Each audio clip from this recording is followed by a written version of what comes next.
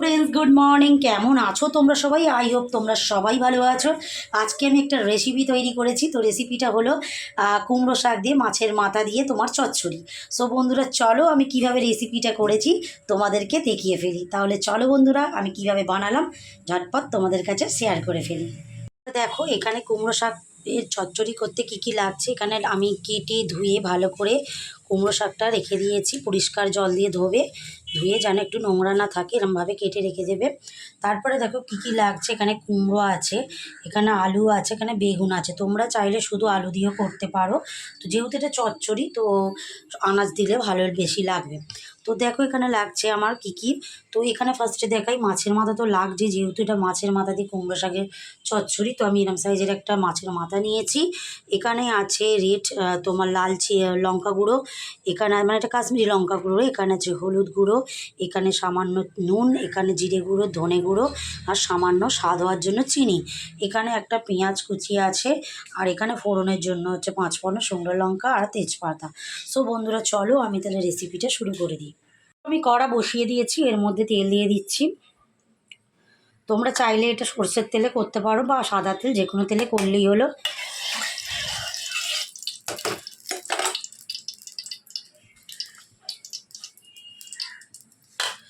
তো তেল গরম হয়ে গেলে বন্ধুরা মাছের মাথাটাকে দিয়ে দেবে।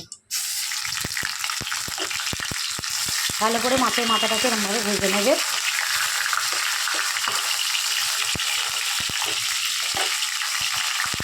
মাছের মাথাটা এক পিঠ হয়ে গেছে, আর এক পিঠ উল্টে দিলাম আমি। ঠিক এরমভাবেই লাল করে তোমরা ভেজে নেবে।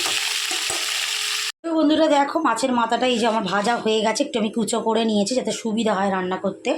তো এর মধ্যে আমি দিয়ে দিচ্ছি বন্ধুরা, দেখো তেলের মধ্যে পেঁয়াজ কুচিটা,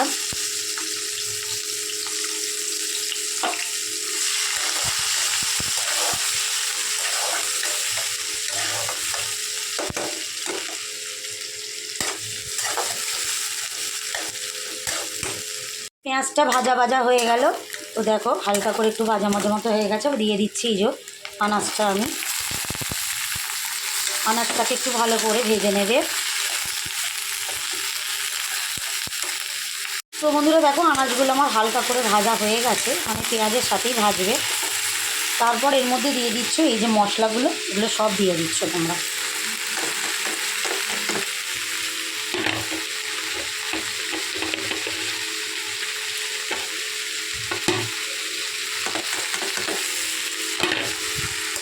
দিয়ে ভালো করে নাড়িয়ে নেবে।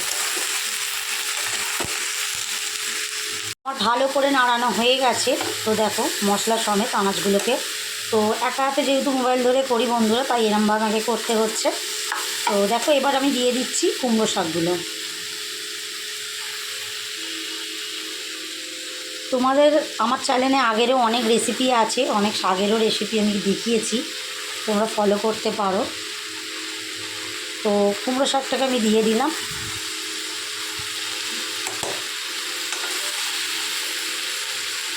একটু ভালো করে নাড়িয়ে নেবে, আর একটুখানি জল দিয়ে দিলাম আমি।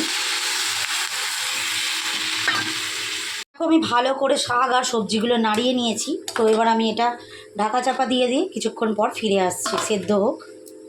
বন্ধুরা আমি কিছুক্ষণ পর ফিরে এলাম। তো দেখো এই দেখো শাকটা অলমোস্ট জল বেরিয়েও গেছে, আর তোমার এই দেখো কুমড়ো আলু সব গলেও গেছে, শাকটাও গলে গেছে, আর বেগুনও। তো এটাকে আমি একটা পাত্রে ঢেলে নেব।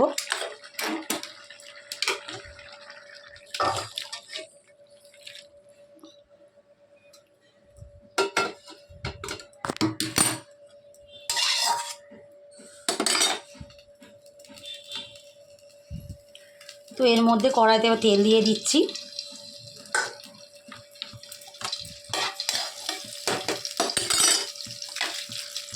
তেলের মধ্যে দিয়ে দিচ্ছি 2টো তেজপাতা, একটা শুকনো লঙ্কা ছিঁড়ে, আর 5 ফোড়ন। 5 ফোড়নটা পুড়ে গেলে ভালো লাগবে না, যেন পুড়ে যায় না যেন।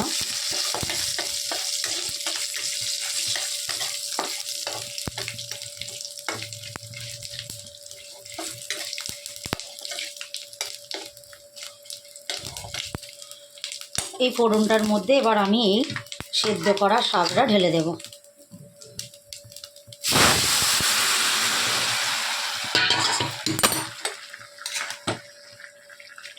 তারপর ঢেলে দিচ্ছি এর মধ্যে ভেজে রাখা এই যে মাছের মাথাটাকে।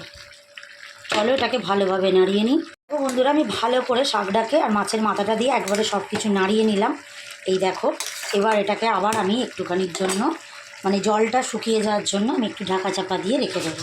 কিছুক্ষণ পর আসছি। সো বন্ধুরা আমি কিছুক্ষণ পর ফিরে এলাম। তো দেখো আমার অনেকটা জল টেনে নিয়েছে, এটা শুকিয়েও গেছে চচ্চড়িটা। তো হয়ে গেছে মাছের মাথা দিয়ে কুমড়ো শাকের রেসিপি চচ্চড়ি। তো চলো বন্ধুরা এটাকে আমি অন্য জায়গায় একটু ট্রান্সফার করে তোমাদের কাছে আসছি। দেখো বন্ধুরা আমি কড়া থেকে নামিয়ে নিলাম। তো কত সুন্দর হয়েছে। তো বন্ধুরা চলো এই রেসিপিটা তোমরা বাড়িতে ট্রাই করো। এরকম কুমড়ো শাক আর মাছের মাথা দিয়ে রেডি করে সবার পাতে পরিবেশন করে দিয়ে ফেলো। তাহলে চলো বন্ধুরা আজকের মতো ভিডিওটাকে এখানেই আমি এন্ড করলাম। তোমরা সবাই সুস্থ থাকো, ভালো থাকো আর দেখতে থাকো মিষ্টি ব্লগ। আমার ব্লগ যদি ভালো লাগে লাইক করো, চ্যানেলটাকে কমেন্ট করো, শেয়ার করো আর পাশে থাকো। ওকে, তাহলে চলো বন্ধুরা, টাটা।